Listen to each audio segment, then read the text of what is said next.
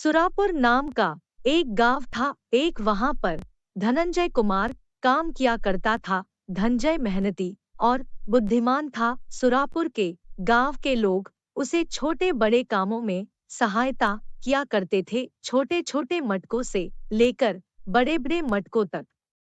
अरे धनंजय भाई, मैं तुम्हारे पास 3 बड़े बड़े मटके बनाने के लिए आया हूँ। साहब जरूर मिल जाएगी। आप बताइए आपको कब तक चाहिए? मुझे तो इसी हफ्ते चाहिए। वह क्या है कि हमारे घर बहुत सारे मेहमान आने वाले हैं। उनके कमरों में एक एक मटका रखने के लिए सोच रहा हूँ। यह हफ्ता हमारे लिए बहुत व्यस्त है।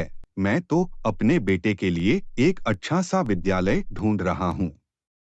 गांव वालों से मैंने सुना था कि तुम बहुत व्यस्त रहते हो। आज देख भी लिया है। खैर, कल तक तुम बता देना या मटके बन पाएंगे कि नहीं। नहीं तो मैं कोई अच्छे कुम्हार को ढूंढ लूंगा। वह आदमी वहां से मुंह बनाकर चला गया। अपने व्यापार पर असर देखकर धनंजय मायूस हो गया और खुद से बातें करने लगा। एक तरफ तो काम भी बहुत जरूरी है और दूसरी तरफ संदेश को पढ़ाना भी है। उतना ही देर में संदेश दौड़ता हुआ आया। वह अपने पिताजी को एक नया बस्ता दिखाने लगा। बस्ता। पापा, यह देखिए ना, मैं एक नया बस्तर लिया हूँ। यह मेरी माँ ने खरीद कर दिया है। हाँ बेटा, यह तो बहुत अच्छा है। अब मैं तुम्हें अच्छे से स्कूल में दाखिला करा दूं। धनंजय संदेश को लेकर बहुत ही बड़े अच्छे स्कूल में ले जाता है। वहां के प्रिंसिपल से संदेश को एडमिशन कराने का बात करता है। अच्छा बताओ, न्यूटन का थर्ड का मोशन क्या है? Newton third law, to every to opposite direction. अगर हम बॉल को नीचे फेंक देंगे, बॉल नीचे से टकराकर वापस हमारे पास आ जाएगी। जितनी तेज फेंकेंगे उतना ही तेज हमारे पास आएगी। इंटरेस्टिंग। तुम्हें फर्स्ट क्लास होकर चौथी क्लास का प्रश्न याद है? उसे टीचर ने संदेश से कई सारे सवाल पूछे और संदेश उसका सही जवाब देता गया। तो अब स्कूल प्रिंसिपल से कहा, आपका बेटा बहुत ही होनहार और काबिल है। अगर संदेश हमारे स्कूल में पढ़ेगा, हमारे लिए बहुत ही सौभाग्य की बात होगी। यह कहूँ तो आपके मुंह से यह बात सुनकर दिल खुश हो गया। मेरे लाडले को इससे अच्छा स्कूल कोई गांव में नहीं मिलेगा। स्कूल का फीस जमा करा दीजिए। स्कॉलरशिप से आपके बच्चे का फीस कम हो चुकी है। मैं आपका एहसान जिंदगी भर नहीं भूलूंगा। फीस काउंटर के पास जाकर पैसे जमा करने लगता है। तभी फीस काउंटर पर बैठी हुई महिला उसे कहते हैं, सिर्फ 2 महीने की फीस है, बाकी आप कब तक जमा करवाएंगे? 1 साल का फीस होता है 15,000। आपके बच्चों को स्कॉलरशिप मिली है, वरना फीस 50,000 थी। मैडम जी, मेरा बच्चा तो सिर्फ पहली क्लास में पढ़ रहा है, न कि विदेश जाने की तैयारी। इसका फीस इतना ज्यादा कैसे? आप बहुत ही सौभाग्यशाली हैं कि इस विद्यालय में उसको एडमिशन मिला। हम तो यहाँ पर लाखों रुपए भी लेकर एडमिशन नहीं लेते। अगले 2 महीने के अंदर जमा करा दीजिएगा, नहीं तो आपकी बच्चे की पढ़ाई रुक जाएगी। संदेश का खुश चेहरा देखकर धनंजय भी मजबूर हो गया। वह अपने बच्चे को पढ़ाने की आस लेकर वह अपने घर चला गया। वह अपनी सारी बातें अपनी पत्नी दीपा से बताएं। इतने सारे पैसे हम कहाँ से लाएंगे? बरसात का मौसम है, अब हमारे पास घर के सामान, मिट्टी का बर्तन बनाने के लिए भी नहीं आएंगे। इतने में वहां पर बड़े मटके लेने के लिए रामेश्वरम आई। मेरे मटके तैयार हैं या नहीं? तुमने कोई जवाब नहीं दिया। मैंने सोचा कि तुम बनाकर ही दे दोगे। धनंजय रामेश्वरम को लेकर घर के आंगन में जाता है और तीनों मटके दे देता है। तभी दीपा धनंजय से पूछती है, आपने तो मटके के लिए उन्हें मना कर दिया था न, आखिर या अचानक मटके कहाँ से आ गया? आप बनाए कब? लाडले की फीस भरनी थी, हाथ में आया, हुआ काम, कैसे वापस कर दो? मैं दिन रात जागकर एक एक मटके बना दिए। हमारा लाला अब स्कूल जाएगा और हमारा नाम रोशन करेगा। सही कहा जी, आपने हर तरफ लूट मचाई रखी है। माँ बाप पढ़ना चाहते हैं, इस बात का फायदा स्कूल और टीचर ले रहे हैं, गरीबों की मजबूरी का फायदा उठा रहे हैं। संदेश स्कूल जाने लगा था। बारिश का कहर गांव में आ चुका था। धूप निकलने का नाम ही नहीं ले रही थी। सभी स्कूल से धनंजय के घर एक चिट्ठी आई।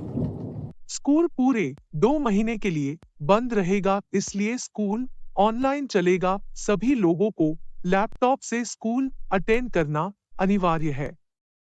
संविदा में पड़ गए। दीपा और संजय दोनों मायूस हो गए।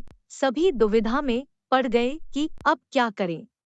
पापा, स्कूल के सभी लोगों के पास अच्छे अच्छे लैपटॉप हैं। सरपंच जी का लड़का अमन हमारे साथ ही पढ़ता है और उसके पास भी लैपटॉप है। वह हमारे यूनिफॉर्म के लिए बहुत चिढ़ाते हैं। हर दिन स्कूल में टिफिन ना ले जाने की वजह से मुझे तंग भी करते हैं।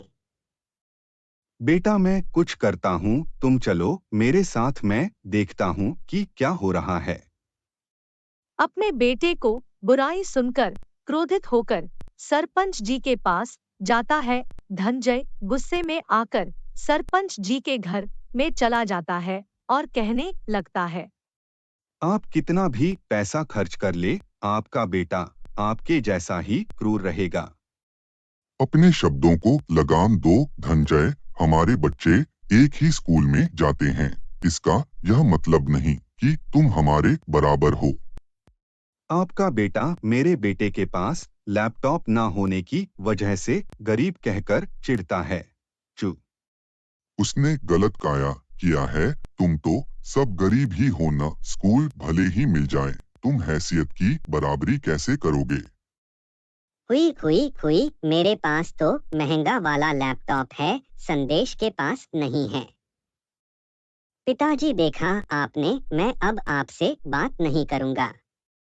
पूरे 50,000 का लैपटॉप है मेरे बच्चे के पास, तुमने तो फीस भी जैसे तैसे भरी है फीस। संदेश रोता हुआ वहां से अपने घर पर चला जाता है। आप दुनिया के सबसे बुरे पाप हैं, मैं घर छोड़कर चला जाऊंगा। बेटा रोते नहीं, भगवान सब ठीक कर देंगे। मैं तुम्हें एक अच्छा सा लैपटॉप लाकर दूंगा। धनंजय को इतना कहते हैं, संदेश का रोना बंद हो जाता है। मैं तुम्हें आज ही रात एक अच्छा सा लैपटॉप बनाकर दूंगा। आप दुनिया के सबसे अच्छे पापा हैं, इसको। संदेश को वादा करके धनंजय संकोच में पड़ गया। उसके पास एक फूटी कौड़ी भी नहीं थी। फिर दीपा ने कहा, आप कहाँ से लैपटॉप लेकर आएंगे? मुझे तो कुछ समझ में नहीं आ रहा है। संदेश की पढ़ाई हमारे लिए एक अच्छी मकसद है। संदेश के आंखों में और आंसू नहीं देख सकता। अपने बच्चों को पढ़कर मैं बड़ा बनाऊंगा। आप मिट्टी का एक अच्छा सा लैपटॉप बनाकर दे दीजिए, मैं उसे रंग पोत कर मैं एक अच्छा सा लैपटॉप बना दूंगी। धनंजय और दीपा बिना समय गाँव आते हुए एक मिट्टी का लैपटॉप बनाने लगते हैं। लैपटॉप पर कांच का स्टिकर लगा देती है। धनंजय बोर्ड बना देता है। आप लैपटॉप सुखाकर मुझे दे दीजिए, मैं उसे हूबहू लैपटॉप जैसा रंग दूंगी। दीपा उसे लैपटॉप में रंग भर देती है। तैयार हो गया मिट्टी का लैपटॉप, बस संदेश को इस बारे में पता ना चले। मैं अपने घर को गिरवी रखकर उसके लिए लैपटॉप लाकर दूंगा। आज शनिवार का दिन है, मैं तो जल चढ़ाना भूल गई। अगर भगवान होते तो हमारी मदद ना करते। जैसे ही दीपा आगे बढ़ती है, तभी उसके हाथों में लिए गए जल लैपटॉप पर गिर जाता है और लैपटॉप जल के वजह से खराब हो जाता है। यह तुमने क्या कर दिया सत्यानाश, पूरी मेहनत खराब कर दी। मुझसे गलती हो गई, मैं नहीं जानती थी कि इतना सब हो जाएगा। दीपा रोने ही वाली थी और वहां पर शनिदेव प्रकट हो गए। उन्होंने कहा, हे पार्थ मत रो, मैंने तुम्हारा बातें सुन ली है। मैं तो आपका दर्शन पाकर धन हो गए शनिदेव। हर शनिवार तुम मेरे ऊपर जल चढ़ाना व्यर्थ नहीं है। तुम संदेश को लैपटॉप देने की चिंता ना करो, तुम्हारी की हुई भक्ति व्यर्थ नहीं जाएगी। शनिदेव अपने चमत्कारी शक्तियों से उसी के लैपटॉप को अच्छा कर दिया। जैसे ही शनिदेव की दृष्टि उस लैपटॉप पर पड़ी, वह लैपटॉप चलने लगा, जिसे देखकर सभी लोग बहुत खुश होगा। तुम इसे अपने बच्चे को लैपटॉप से पढ़ाकर एक अच्छा आदमी बनाना। इतना कहकर शनिदेव वहां से चलेगा और दीपा ने उसे लैपटॉप को संदेश को दिया। जिस प्रकार संदेश बहुत ही खुश हुआ। संदेश अपने मिट्टी के लैपटॉप से पढ़ाई करने लगा। पूरे 2 महीने बीत चुके थे। तभी जब एक धनंजय ने अपने घर पर काम कर रहा था, उसके पास सरपंच रोते हुए आया। मुझे माफ कर देना, मुझे बहुत बड़ी गलती हो गई। लेकिन हुआ क्या सरपंच जी, आप रो क्यों रहे हैं? मेरे बेटे को स्कूल से खराब व्यवहार होने के कारण स्कूल से निकाल दिया गया। मेरा व्यापार और मेरा घर दोनों उजड़ गया। यह सब मेरे बुरे कर्मों का फल है। मैंने उन लोगों से माफी मांग रहा हूँ जिन लोगों के साथ बुरे काम किए हैं। तुम चिंता ना करो, तुम्हारे बच्चे को स्कूल से नहीं निकलेंगे। मैं वहाँ के शिक्षक से विनती करूँगा, मैंने तुम्हें माफ कर दिया। धनंजय ने सरपंच जी को माफ कर दिया। उन्हें अपने गलती का एहसास हो गया था।